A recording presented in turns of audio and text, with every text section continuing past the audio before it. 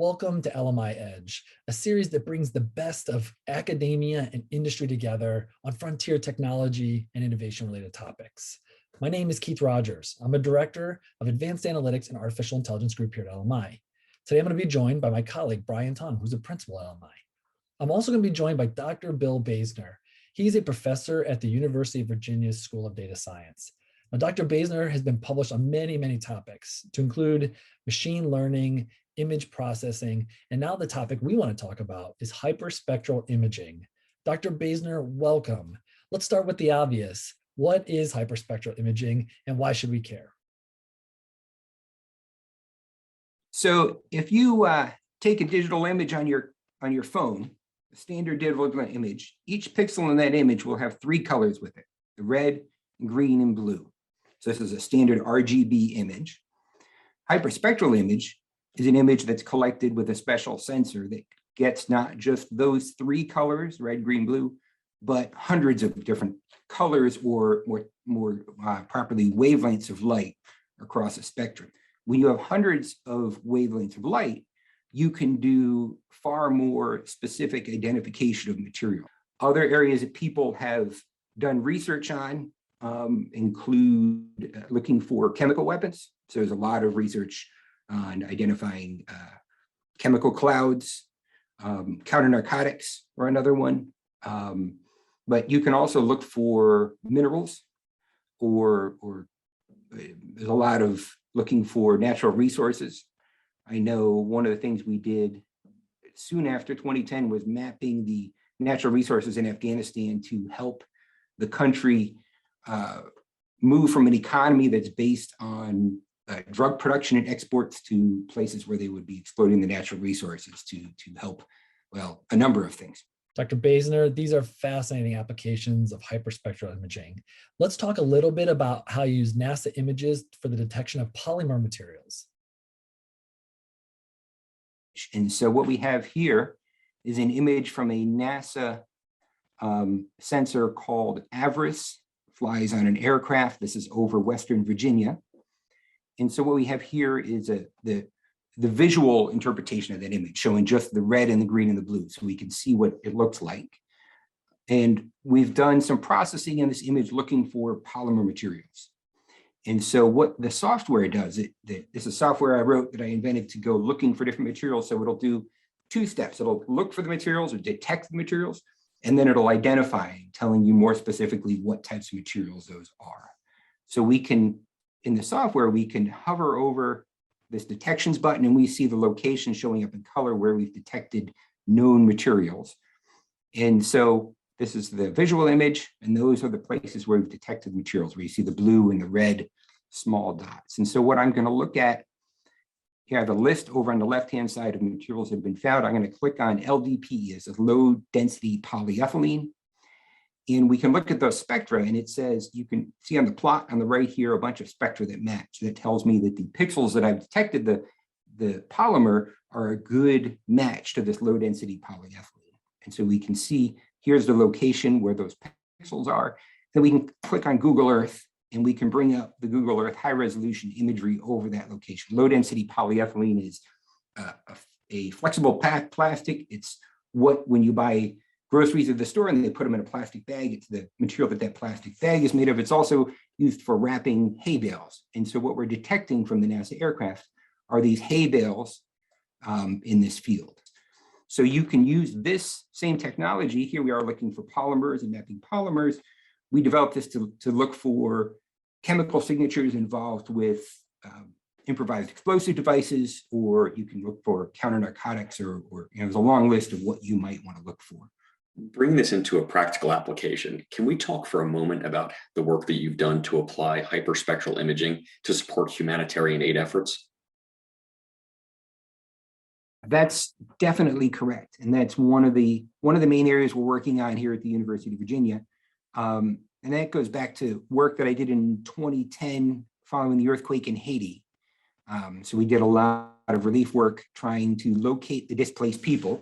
Their houses were damaged, and they would be given blue tarps, and they would set up little cities outside of the houses and outside of the villages.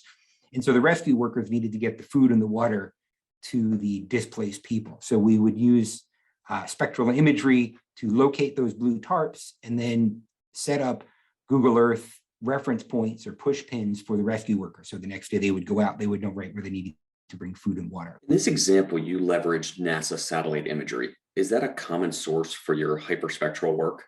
And how do you manage what must be extraordinary volumes of data associated with those images? Initially, prior to 2010, the way that you use today, you'd fly with an aircraft, you'd land the aircraft, collecting the imagery as you fly, move the hard drives over physically to your computer, bring up the images, and you'd have maybe 1,000 images on your computer, and manually go through those one by one. And each image has 1 million spectra, 1,000 images. It's a phenomenal amount of data, and it's phenomenally complex because you've got every material spectra for every material that's on the ground that you've flown over. The data processing shift was to develop methods that could process the data on board the aircraft as it's flying, and then create KML files or Google Earth push pins or HTML web pages, something like what we've just been looking at, that would say, here I found something, here's the spectra, so you can visually check the spectra to know that these are the chemical features or chemical bonds of the material you're looking for and confirm it, and send down high resolution imagery altogether so that you wouldn't have to physically move the drives over and process the data afterwards or take days down the road. In real time, as you're flying, you get the information. We found something. Here's the proof that we found it. And then it sends it to a human anywhere in the world who has comms with that aircraft, who can say, yes, I confirm this is.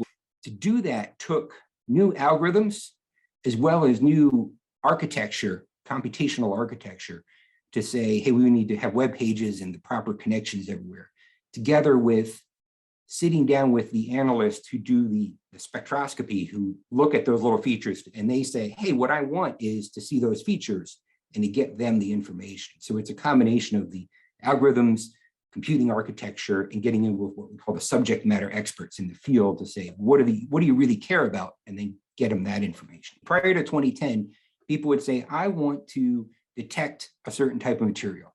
And so they would create what are called target detection algorithms. The name comes from signal processing.